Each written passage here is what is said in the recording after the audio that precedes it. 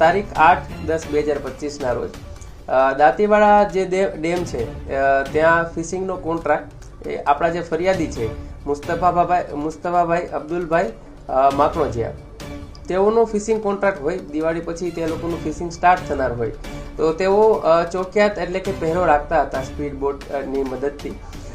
જે દરમિયાન તેઓના ધ્યાને આવેલું કે જે 4 આરોપીઓ છે નરેશસિંહ, મહેન્દ્રસિંહ, યુવરાજસિંહ, અશોકસિંહ, કરણસિંહ, જેણુસિંહ અને એક કાયદાના સંઘર્ષમાં આવેલ કિશોર, તો જે આરોપીઓ છે તે અનધિકૃત રીતે ફિશિંગ ત્યાં કરતા હતા અને જે ધ્યાને આવતા તેઓ એમને અટકાવવા જઈ કે આ ફિશિંગ છે એ લીગલ નથી.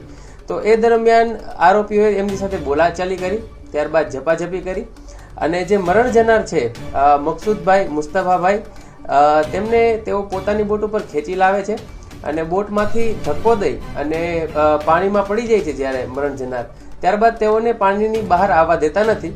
આવી રીતે તેઓનું મૃત્યુ નિપજાવે છે અને જેઓની બોડી આપણે 10 તારીખ ના રોજ SDRF ટીમની મદદથી આપણે બહાર કાઢેલી હતી અને જે 4 આરોપીઓ છે તેઓને 12મી તારીખના રોજ અટક કરેલા હતા અને હાલ આરોપીઓ 2 દિવસના રિમાન્ડ પર છે. તો વધુ તપાસ દરમિયાન ધ્યાને આવેલું કે એક જે આરોપી છે કરણસિંહ, જેણુસિંહ, અનુપસિંહ વાઘેલા, આ આરોપી 3 ગુનામાં વોન્ટેડ છે. 2 ગુના છે દાંતીવાડા પોલીસ સ્ટેશનના, જે 109(1) એટલે કે ખૂન કરવાની કોશિશ, આ ગુનામાં વોન્ટેડ છે.